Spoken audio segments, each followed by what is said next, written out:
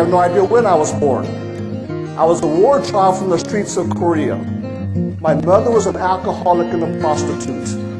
The 7 years I lived with my mother, I could not remember her being sober one day. The main thing that I got out of his presentation was inspiration. He came from the bottom of nowhere, just the streets of Korea, and now he's a judge in the USA. And he's became very successful, so if you put your mind to it, you can do what you want. I remember many nights going to my home. When I say home, I'm talking about a little shack on the side of a hill. And I could hear the laughter of my mother and the Marine or Marines, but I was not welcome in my own home. Basically, to me, it meant like, whatever you want to do in life, I mean, if you put your mind to it, you can do it. Like, no matter what the obstacles are in your way or what you go through, if you want to do something, you can do it as long as you put your mind to it and try. And she gave me a little pouch. And she said, if you fill this pouch up with tobacco, I will give you something to eat. And I was so excited because that's the first time I ever remember my mother saying that she would give me something to eat. He overcame so much. It just, sometimes I get down on myself, like I have to overcome all this adversity. And me even thinking that compared to what he had to go through, I mean, it just puts it in perspective. Like, at the Holt orphanage, a doctor looked at my teeth and gave me a birth year. Then they gave me a calendar, and I picked out the date and the month, and that became my birthday. And we thank the judge because he made a huge impact in our lives, and we have some good ideas of making everybody's life better. It's coming today now. Abuji in the Korean language means father. Meant nothing to me. Never had a father. The hallway, people were all like saying you're special as a joke, but like some people actually meant it, and to others that was, I don't know, it made them feel good about themselves and at least made them have a better day. He prayed that day. He not only prayed for the food, but he prayed that God would provide loving mothers and fathers for his children, caring homes.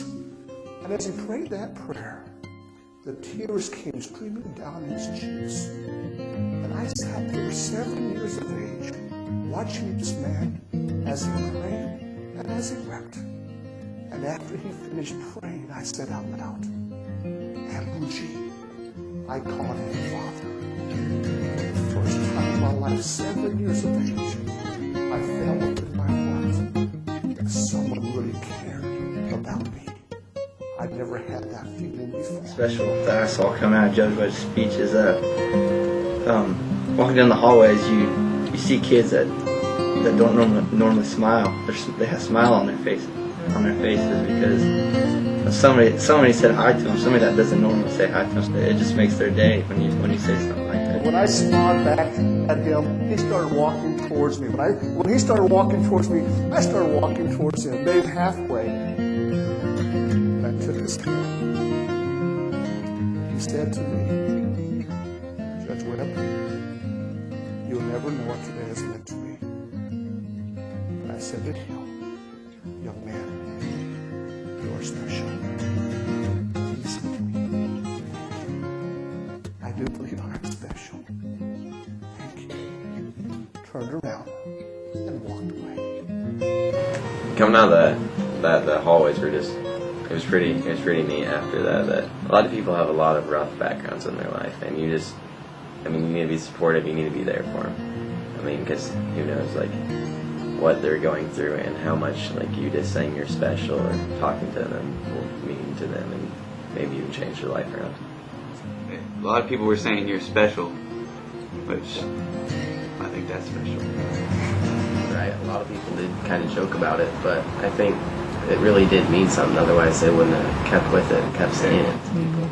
And the reason I want to share the story with you, young people, is because I want you to understand that life is not fair. I don't know your situation.